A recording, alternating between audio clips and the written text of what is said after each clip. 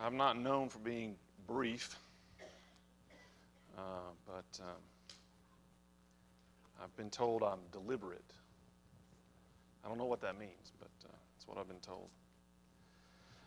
Before I go to our topic today, or our passage of the woman on the well, the woman at the well, I want to speak to you from one other passage. I'm actually only going to cover that and a couple of other passages because it's, in that one discourse, there are many sermons.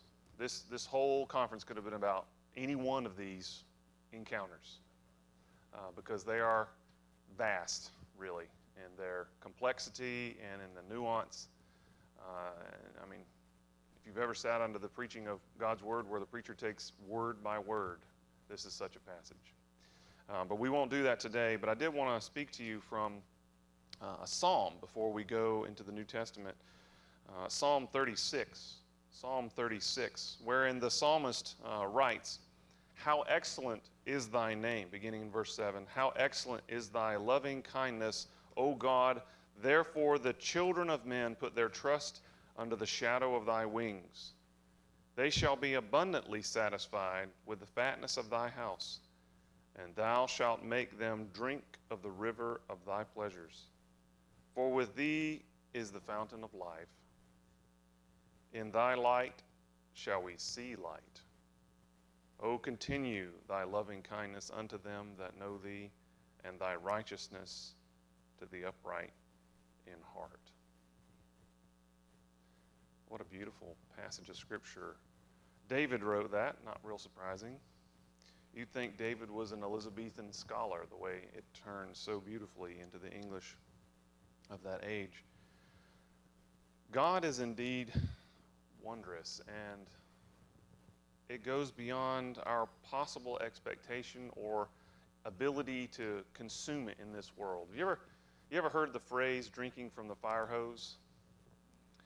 I always like that phrase. There are many experiences I've had in life where I felt like I was drinking from the fire hose, and I think if you're drinking from the well of this well that's described here, this fountain of life, this river of pleasures that come from God, there's no way that you have the ability to consume it or experience it or to enjoy it fully. And so God has to give you eternity to do it in because He is so loving and so gracious and so amazingly full of loving kindness. How excellent is thy loving kindness. Therefore, we put our trust in you. You know, I was speaking with my eldest son last night about a fellow student of his, and they go to a Christian school. Generally, the ethic is very good there, and supervision is very good. And to be a parent or to have a children at that school, you must show evidence that you are active in a church body. So you can't just say, "I go to church." You can't be on the roll somewhere. You must have some proof of that. And they interview every child, even kindergartner that comes into the school to see that is, in fact, that they're going to be a good fit along those lines. But one of my son's colleagues is having trouble in general, and he has very hard parents, to the point that they are making him, he's a 16, 17-year-old boy paying rent, which struck me. I can imagine such a scenario, but only imagine it. And they're very hard on him in other ways as well. My comment to my son was, I don't know his parents, I don't know him that well, but it makes me sad to think of a scenario where a parent is pressing a child down. That seems, frankly, unchristian to me, to oppress a child. Would rather we have a Heavenly Father that is so full of loving kindness and mercy that we put our trust in. Once we've been changed in our heart, we put our trust in Him. We put our trust in Him because we know He has our best interests at heart.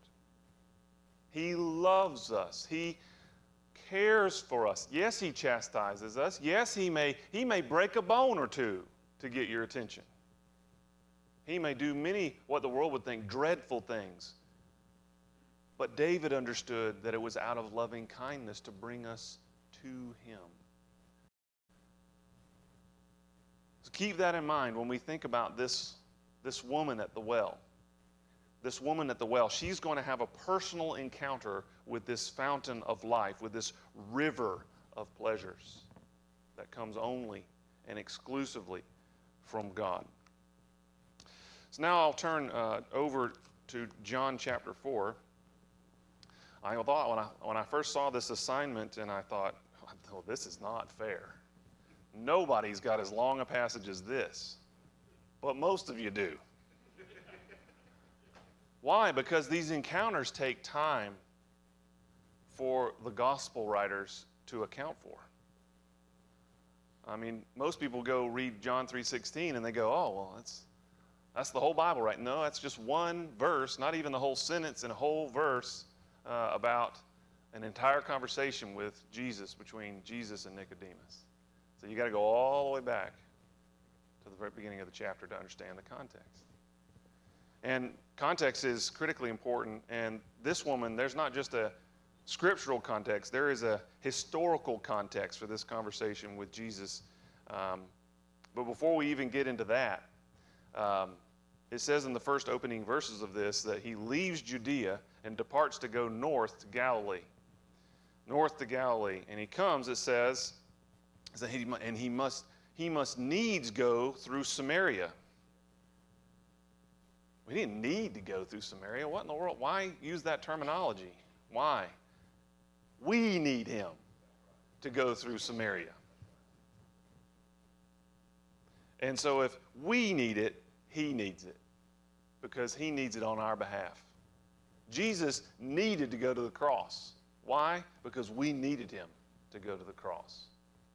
So it needs, says that he must needs go through Samaria. Then cometh he to a city of Samaria, which is called Sychar, near to the parcel of ground that Jacob gave to his son Joseph. Now Jacob's well was there. Jesus, therefore, being wearied with his journey, sat thus on the well, and it was about the 6th hour. That would be the 6th hour of the day. So that's not 6 in the morning. That would be probably right around lunchtime, maybe afternoon for us, but just so. Heat of the day. There's several things I want you to know about the city of Sychar. There's a few things to know about it. It comes from this, and you get a little bit from this passage, but more of it comes out. It's known by different names in the Old Testament. This area, this city, it's known as the city of Shechem in one place, or Shechem in another place. The city of Samaria here, which is called Sychar. It's known by a few different names, like a lot of places are.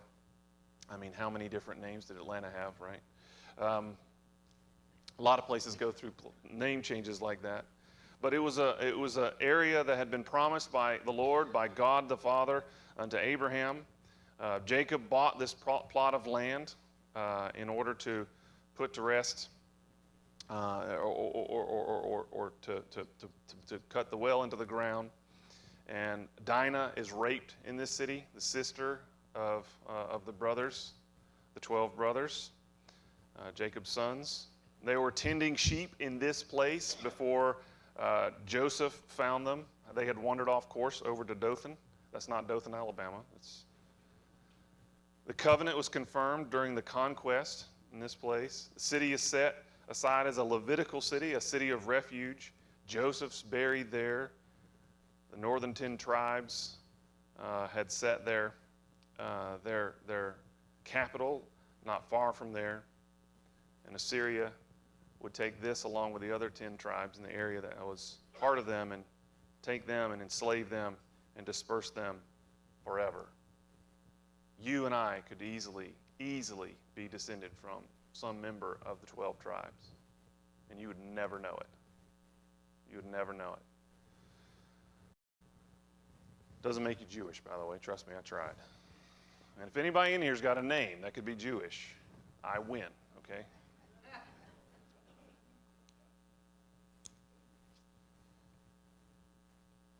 This place matters, is my point. But the interesting thing about it, being Samaria, it had been polluted. The Assyrians went out of their way to pollute this land with their own people. They took the Jewish people out.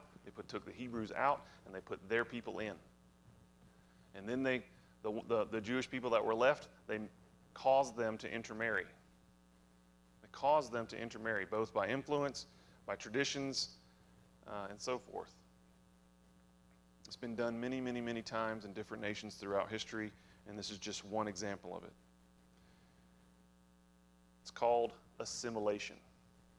That's what the anthropologists call it. Assimilation. Another word for it would be destruction of a culture. Basically does. It destroys their culture. And so the Jews that remained pure, who were taken later, the last of the tribe of Judah and whatnot that was left in the south, that was taken by Babylon, when they came back, they would have nothing to do with these people. Because they were, excuse the language, bastards. They were polluted. They were a polluted heritage, and God told them not to pollute themselves because they not only polluted their heritage, they polluted their way of life. And so they tried to take the Jewish religion and mix it with ungodly practices. And that never works. It didn't work then, and it doesn't work now. So this woman at the well, is a Samaritan. She is of mixed heritage, mixed religious alliances, mixed ideologies, mixed ideas, mixed history, and certainly some mixed up philosophies.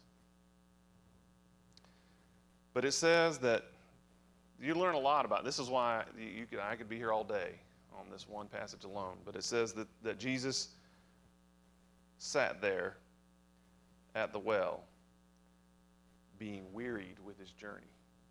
Jesus was wearied. The God-man was wearied.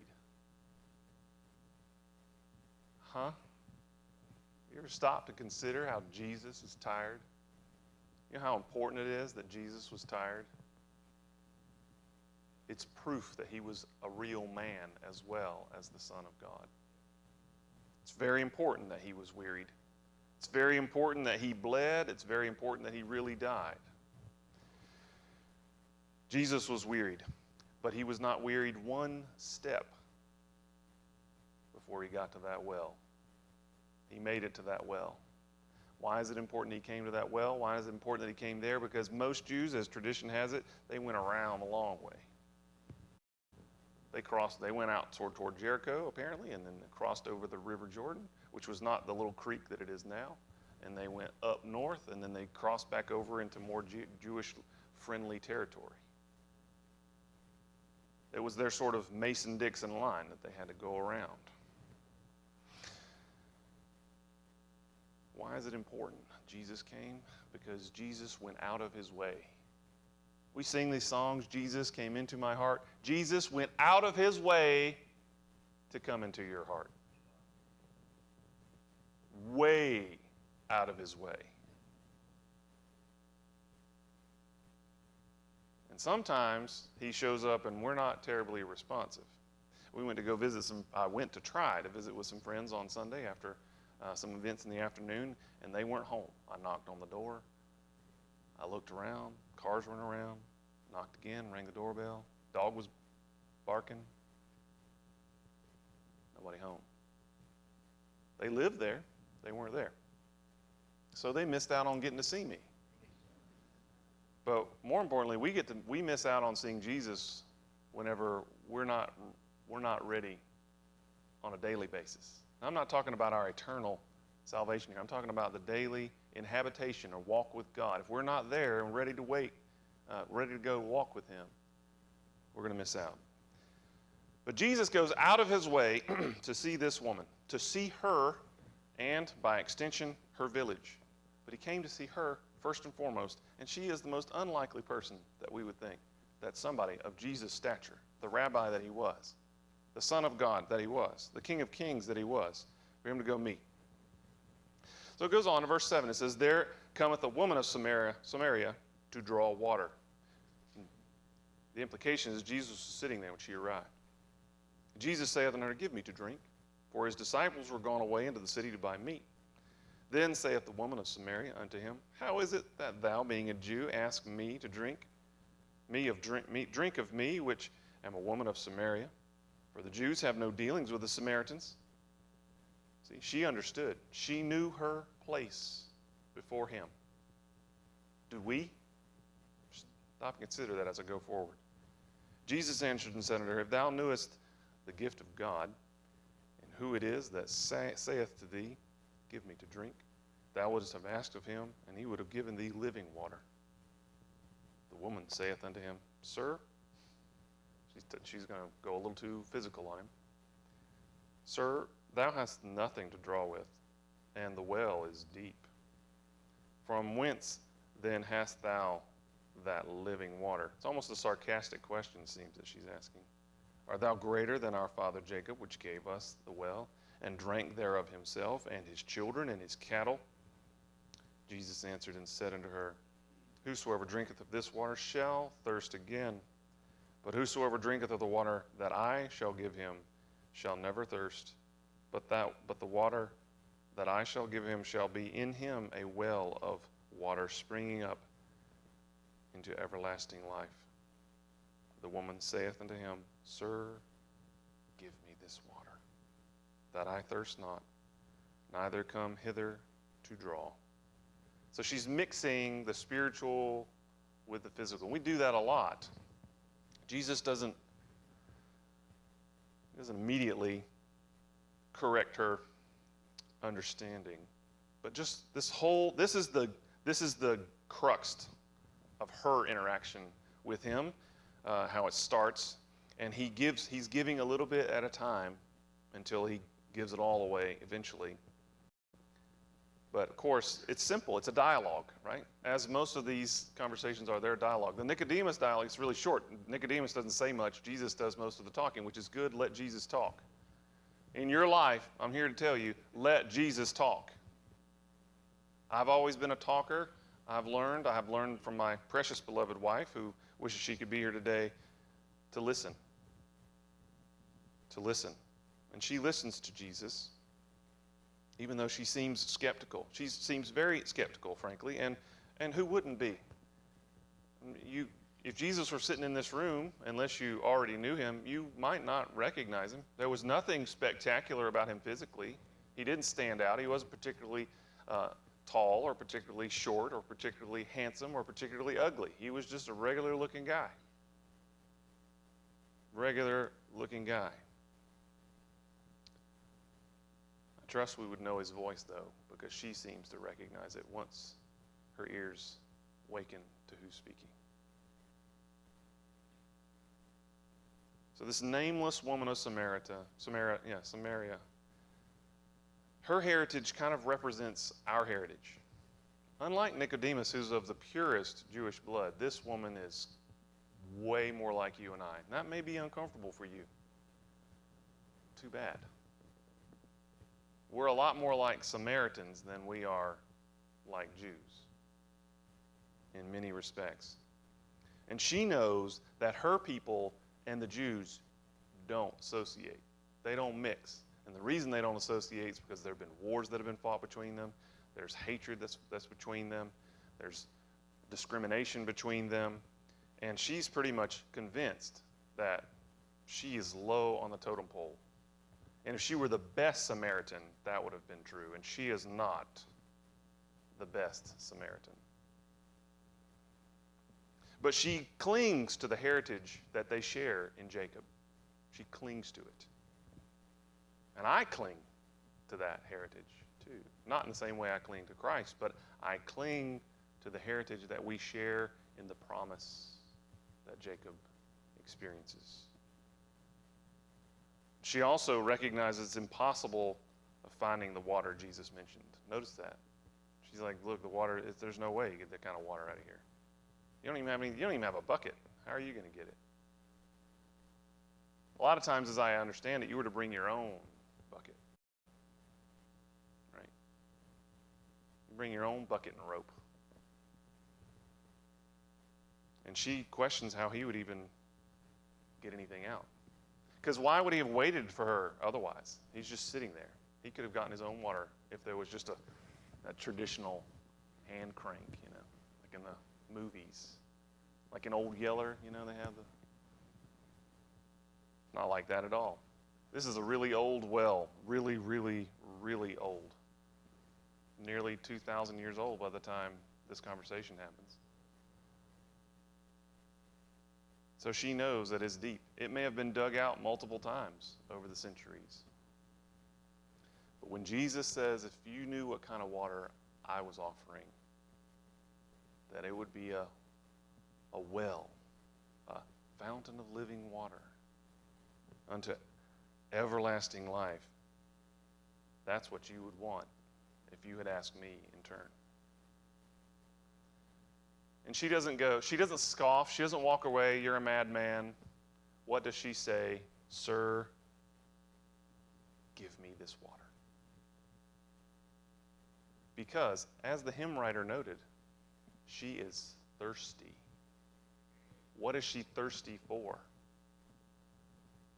Let me see a raise of hands. Who thinks they're righteous enough to go to heaven or to associate with Jesus Christ? Good. Because none of us are good enough.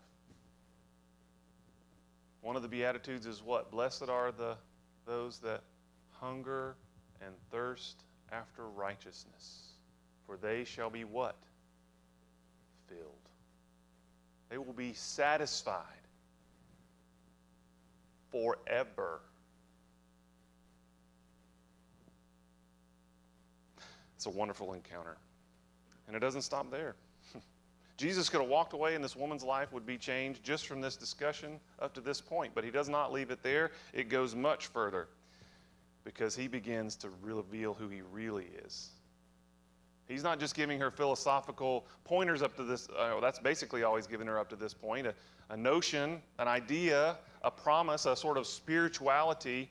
No, he's going to give her the real, concrete truth of her life and his life and who he is and who she is before him and who he is to her. And so he says, go call thy husband and come hither. If there's ever been a rhetorical statement by Jesus, this is it. Call your husband. If I were her, this is where I might have been tempted to lie. Being honest. This woman answered and said, I have no husband. Well, that's kind of a lie. Jesus said unto her, thou hast well, I have no husband. You almost get the emphasis on the singularity of the word. For thou hast had 5 husbands, and he whom thou now hast is not thy husband, and that saidest thou truly.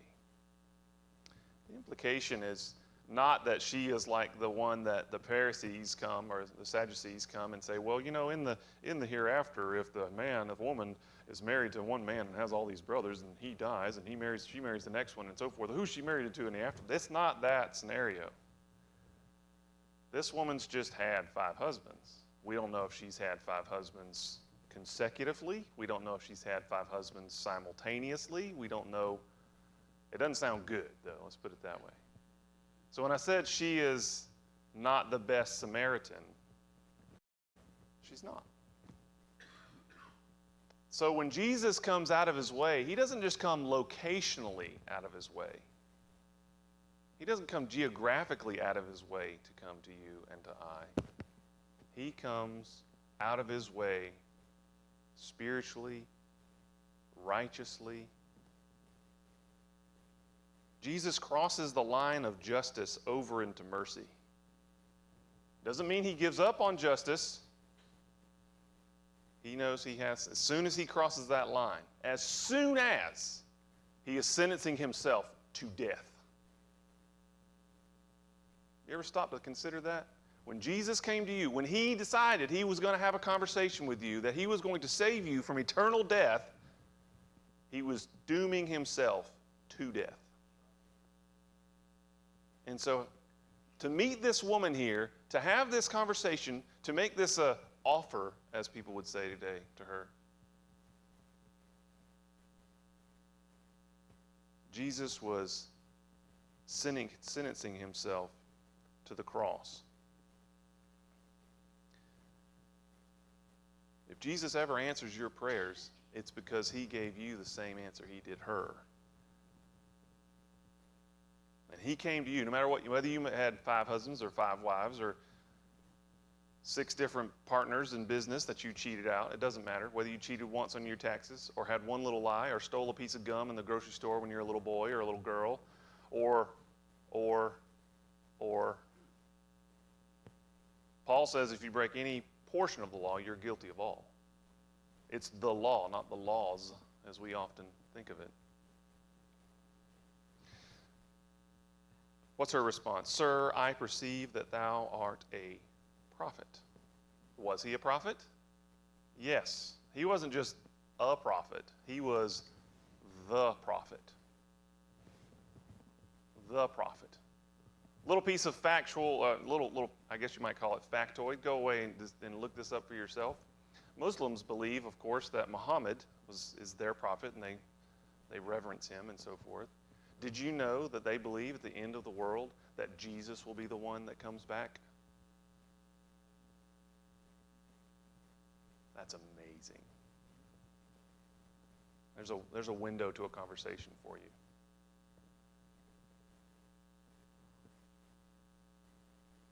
Jesus is that prophet, as he describes himself, that prophet. Because they ask him at another place, art thou that prophet? They were looking for a prophet, a particular prophet who had been prophesied since the time of Moses, that would come in like fashion as Moses, one with power and knowledge, an amazing relationship with God the Father. Jesus is all that and so much more. Art thou a prophet? Yes, he is a prophet. And she goes on to say, our fathers worshipped in this mountain, and that is Mount Gerizim, which is basically right there in the background. And ye say that in Jerusalem is the place where men ought to worship. Jesus saith unto her, Woman, believe me, the hour cometh, when ye shall neither in this mountain nor yet at Jerusalem worship the Father. You worship, ye know not what. We know what we worship, for salvation is of the Jews. But the hour cometh, and now is, when the true worshipers shall worship the Father in spirit and in truth, for the Father seeketh such to worship him. God is a spirit, and they that worship him must worship him in spirit and in truth. If I were to give you a one sentence or one verse to take away, that was it. God is a spirit, and they that worship him must worship him in spirit and in truth. You could take away the chairs, you could take away the clothes, you could take away our traditions, you could take away the building, you could take away the church facilities that we have, you could take away the denominational differences that we have. At the end of the day, this is what matters. And this is also how you know you can worship with others, no matter what their alliances may be. If they worship in spirit and in truth. And how will you know? If you both yield to that same spirit. If you both rely upon the truth, the way, and the life, that is Jesus. You have something in common. There's a lot that this woman and probably most of us, if not every one of us in this room, have almost nothing in common with. I mean, first of all, she grew up in a society I can barely comprehend. I mean, she born today, she would think she were born on a foreign planet. So radically different. Clothes are different. Our language is different. Our food is so different. Just go to Israel, you'll find out that the food is way different even today. I don't know how they get pink pickles, but they do. I doubt she had pink pickles. But notice that she still knows that there's a difference between the two of them, but she marvels at his knowledge. And she immediately acknowledges that he must have something special in his relationship with God. And he must be a prophet. Prophets had not been around, you see. They had 400 years of total darkness. No prophets. Only recently in time, in her contemporary time period, would she have heard of someone like John the Baptist, who they mixed up with Jesus regularly because they had no news channels or journalists, thank God. They relied on the gospel to be recorded in that fashion. Not that I have anything against journalists. I just don't think they would have improved the credibility of it. But she still knows the difference between herself, her people, and the Jewish faith. Because she says, my fathers worshipped at this place. They had built an entire temple there on Mount Gerizim. Well, how much it looked exactly like the one on Mount Zion, who knows? But it happened in the days following Nehemiah and Ezra when they built the temple there in Jerusalem. Again, the second temple after the return from Babylon. The Samaritans were so upset that the Jews would not let them infiltrate and reacclimate themselves to Jewish heritage that they said, well, fine, we're going to take our ball and go home. So they got back to Mount Gerizim, and you can look at it. There is a whole separate set of traditions that the Samaritans built around worship there being at Samaria, first and foremost, and not at Jerusalem. They tore down in their own traditions. They changed their rabbinical traditions. They changed everything in order to focus on Samaria. So you see, they took the truth and perverted it. They bent it to their will. Sound familiar? People have been doing that since the beginning of time.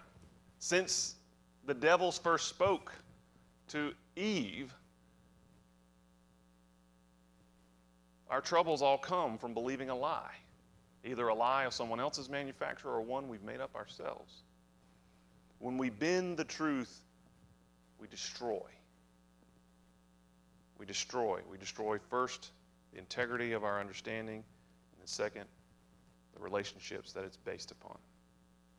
And the first and foremost relationship that we destroy is the one with God. And if we think we have no sin, that we've done no wrong, John says, then we make God a liar, because he has convicted us all. So it's important to understand her heritage says, well, this was really the right place. But guess what?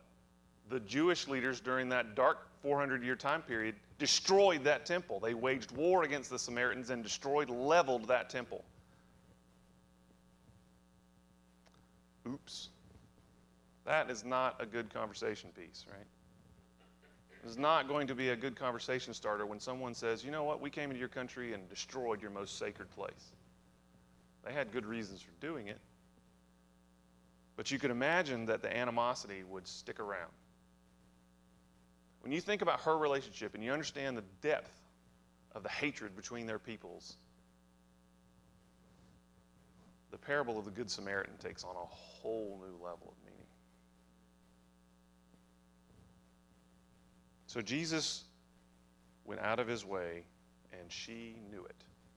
She acknowledged the fact that even this man, this Jewish prophet, went out of his way to see her, and yet he reveals to her that it's not going to ultimately matter whether it's here or at Jerusalem real soon.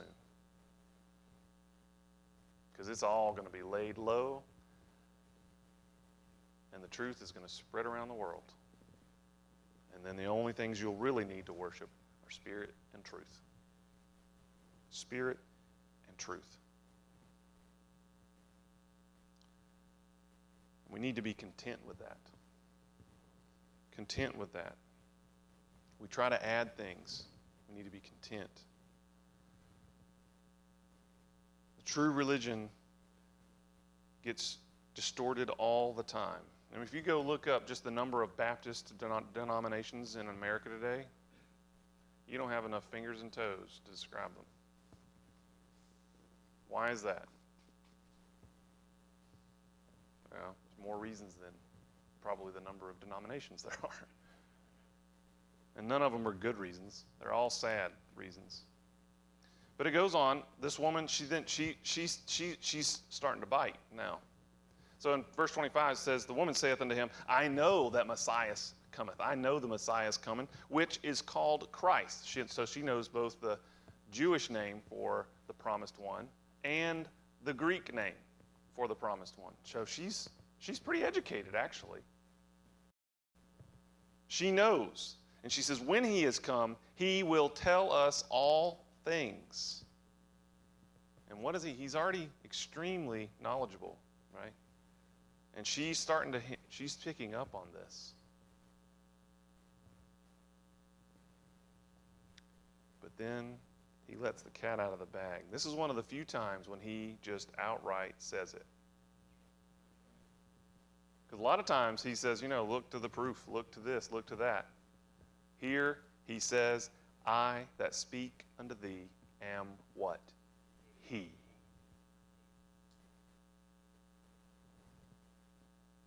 When I first read that, when I was, young in my understanding of the Bible, I read that and I was looking, well, where does he actually say it? Where does he actually finally confess that he is the Christ? Where does it, come on, Jesus, stop beating around the bush, stop hiding from us. Are you or are you not? I'm just like all those that came to him and said, tell us plainly, if you're the Christ, tell me. A lot of those that asked that, they wanted him to say it so that they could then persecute him. I wanted him to know, and I think you want him to tell you once and for all, are you truly the Christ? And you know what? I needed him to keep telling me. Because my faith wavers, it shakes, it trembles. I get distorted ideas. I that speak unto thee am he.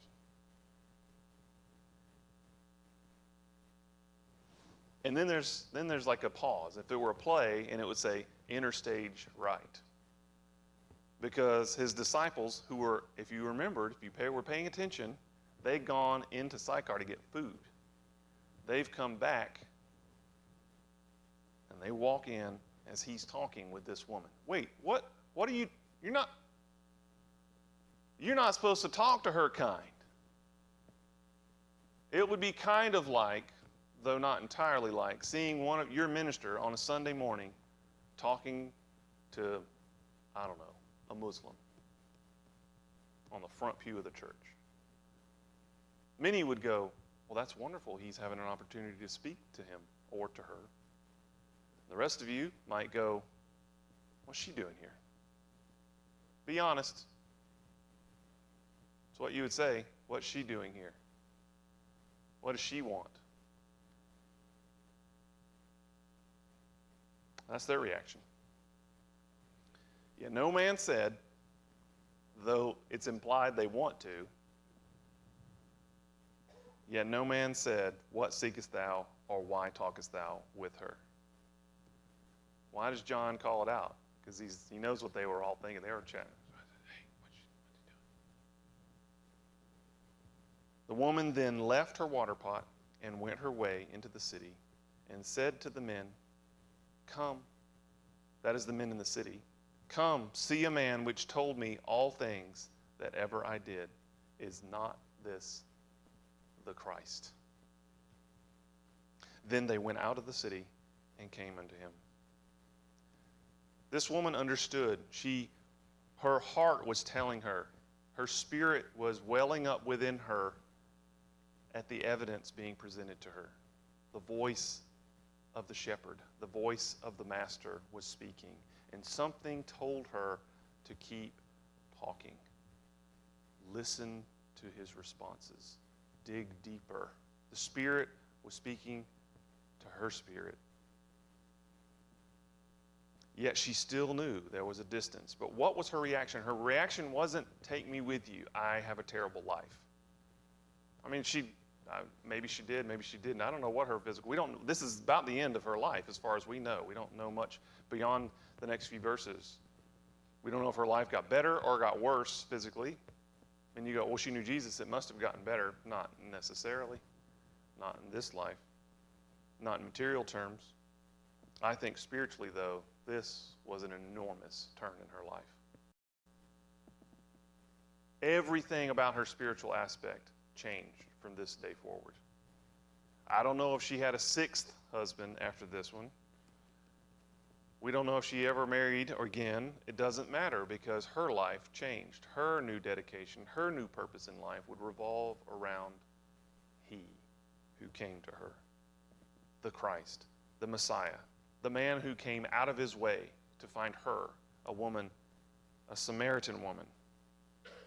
Why? Because she had the same response that the guards who were sent to capture Jesus at one point in John chapter 7, that came back having been completely unable to lay hands on him. They came back and they said, "Why did you not apprehend him?" And their response was, quote, "No man spake like this man."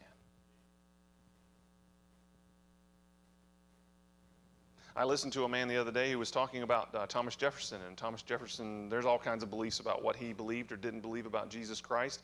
But he was a very, very intellectually intelligent man, and he had what's called today the Jefferson Bible. And this man was speaking. He says, "Well, which one? Which Jefferson Bible?"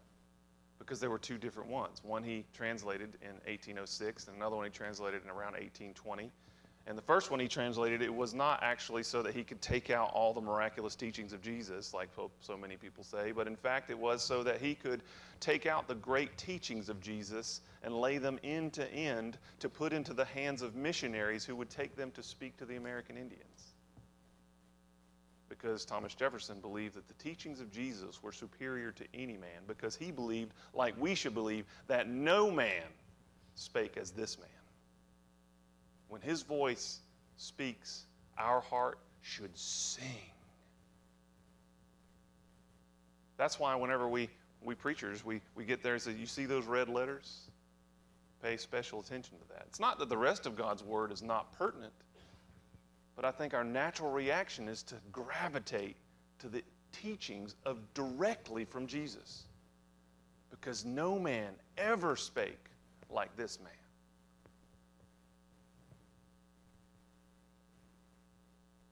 Because he speaks to our present reality. He doesn't speak in philosophical terms all the time.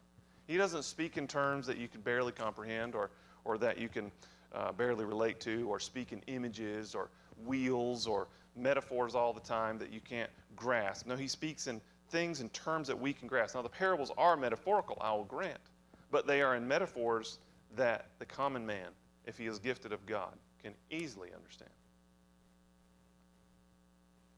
And so Jesus is then presented with several more people that come out of this city. As many of the Samaritans of that city believed on him for the sayings of the woman, which testified, "He told me all that I ever did." So when the Samaritans were coming to him, they besought him that he would tarry with them, that he'd hang out with them, as we'd say, to stay with them for a while.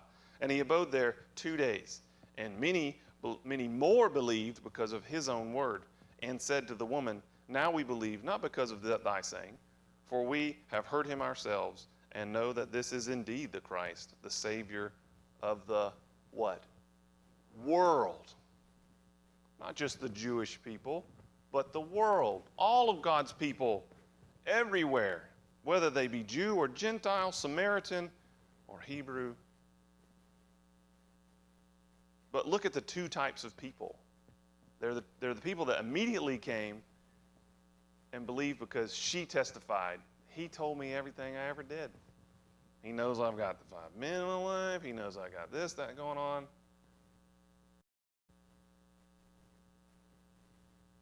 And then there's yet another set of people that didn't believe until what? Until they saw him and handled him with their own fingers and toes and arms and legs, and saw him and heard him with their own ears. And you and me are all represented there.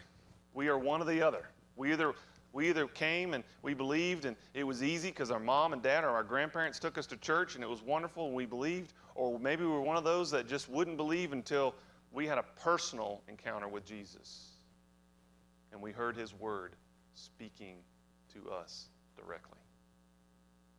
Neither is superior to the other. Both need Jesus desperately and have no answer for their trials without Christ. Many believed her testimony. Does that mean that they were saved eternally because they listened and believed? No, that's not what he's saying. We believe and follow this man because we saw it in your life and we knew you personally and we thought, well, there's no way she would come say something like this. We know all about her.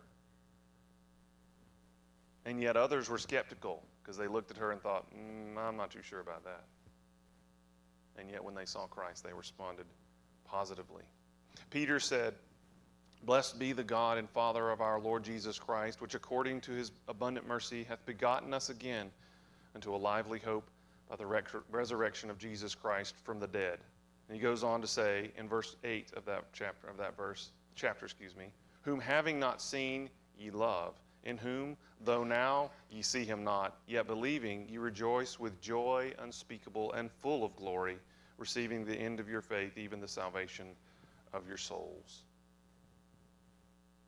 I am so thankful for the loving kindness of God that he sent Jesus, not simply Jesus to die on the cross, but he sent Jesus to minister the truth and the word and the life that we should live.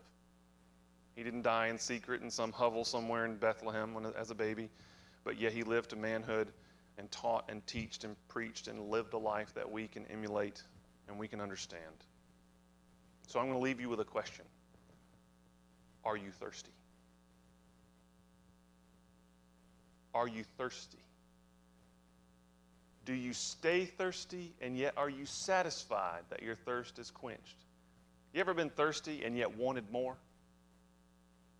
You know, I don't drink alcoholic beverages. People, when I go to the doctor and you have to fill out things, do you drink? Yeah, at communion. And the nurse goes, okay, I'll say no.